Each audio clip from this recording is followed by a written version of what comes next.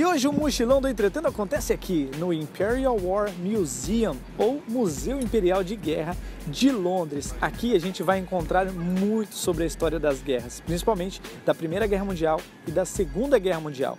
Bom, aqui a gente não pode entrar com equipamento profissional de filmagem, por isso eu vou utilizar o meu celular para fazer a gravação do áudio. E o nosso cameraman está utilizando uma GoPro. Amigo editor, mostre para o nosso telespectador o que é uma GoPro. Com esta microcâmera, a gente vai se passar por turistas e mostrar para você tudinho ou quase tudo do que tem lá dentro. Bora lá!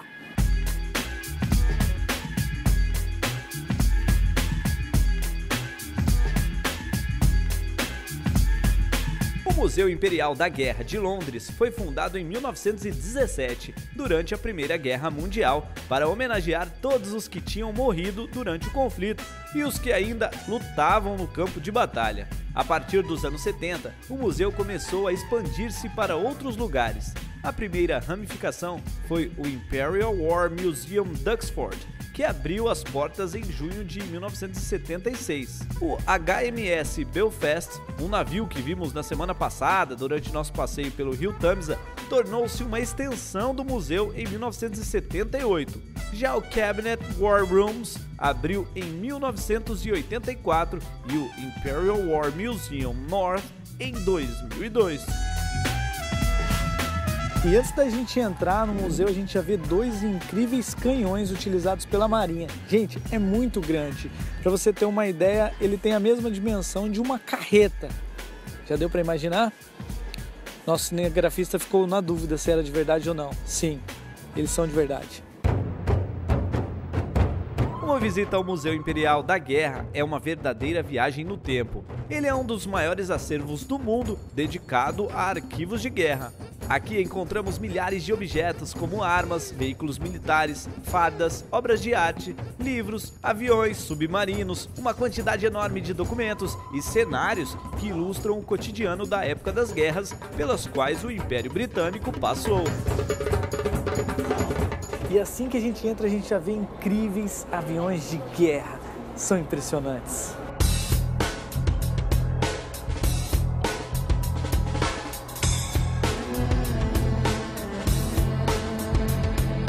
E aqui na entrada a gente vê duas bombas que foram utilizadas na Segunda Guerra Mundial. Elas foram encontradas no final da Segunda Guerra Mundial. Esse é o V1 e ao lado dele tem o V2. O V1 tem o formato de um avião e o V2 o formato de um foguete.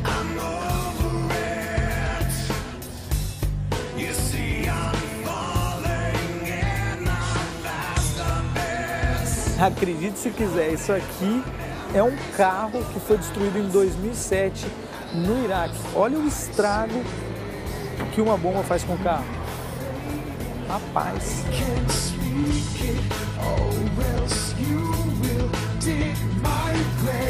Esse aqui é um carro de imprensa utilizado na guerra. Esse carro foi usado pela agência de notícias Reuters. Tá bem baleado.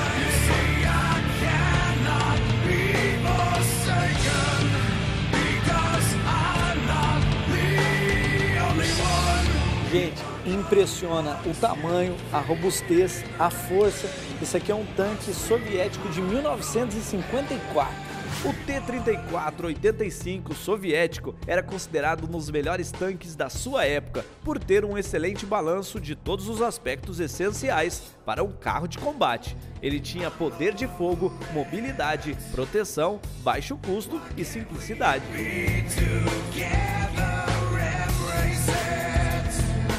Quando havia os ataques aéreos, as pessoas precisavam se esconder das bombas. Esse aqui é um abrigo para uma pessoa só, muito resistente, imaginou?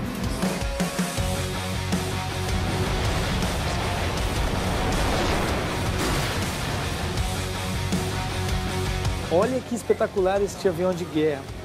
E uma curiosidade, ele era pilotado por uma tripulação adolescente. E esses adolescentes, esses jovens, eram todos voluntários durante a guerra, porque precisava de muita determinação, precisava de foco, precisava de energia, e isso eles tinham de sobra para entrar dentro desse avião. Incrível.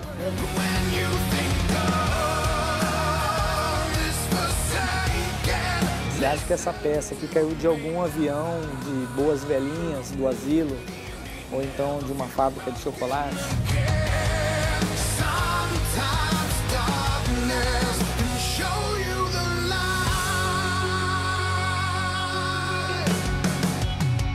Vários museus mostram aeronaves reconstruídas, não é o caso desse aqui. Olha só esse avião japonês que foi abatido durante a guerra, mostra todos os estragos que uma guerra pode fazer. A gente consegue até enxergar os buracos das balas, a destruição que foi feita em algum ataque. É impressionante você pensar que esse avião foi tripulado, que ele foi abatido e está aqui hoje em uma exposição.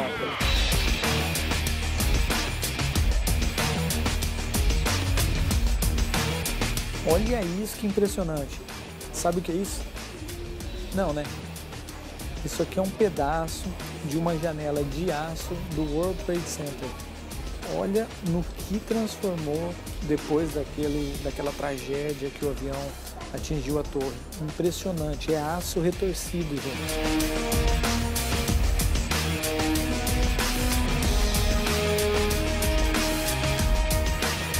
E agora a gente está chegando num dos lugares mais visitados do museu, que é o Holocausto.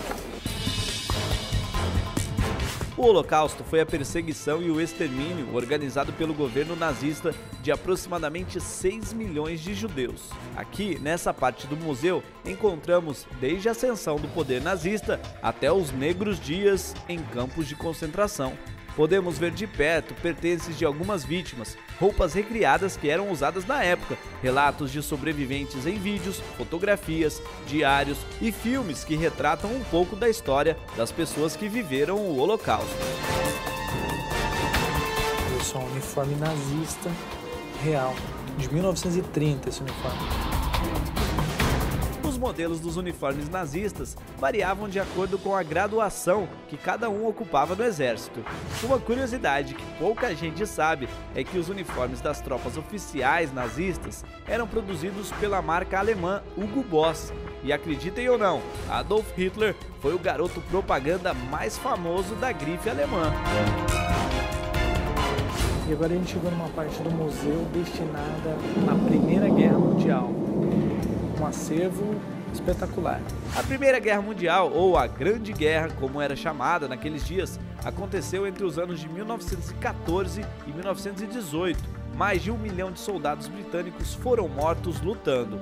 Aqui no museu você vai encontrar explicações de como era a Europa antes da guerra, como iniciou e até como os soldados eram recrutados e como era o dia a dia nos campos de batalha.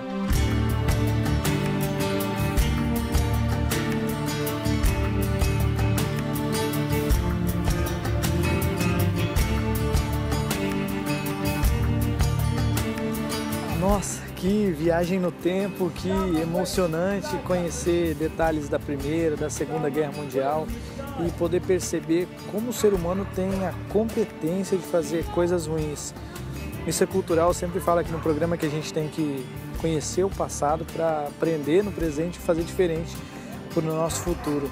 Mas que bom seria se o ser humano usasse a sua inteligência, a sua força, o seu foco para fazer só coisas boas, não é? Foi emocionante. Alguns lugares a gente não conseguiu mostrar porque eles não permitiam nem fotografar, mas espero que vocês tenham gostado e eu incentivo vocês a pesquisarem mais sobre a Primeira Guerra, a Segunda Guerra Mundial, as mudanças no mundo que teve depois de tudo isso. E ainda bem que a gente vive num mundo globalizado, um pouco mais pacífico, pelo menos aqui no Ocidental, né? E esse foi mais um mochilão do Entretendo, hoje um pouco mais denso, mais cultural, mas eu espero que você tenha gostado. Até a próxima. Tchau!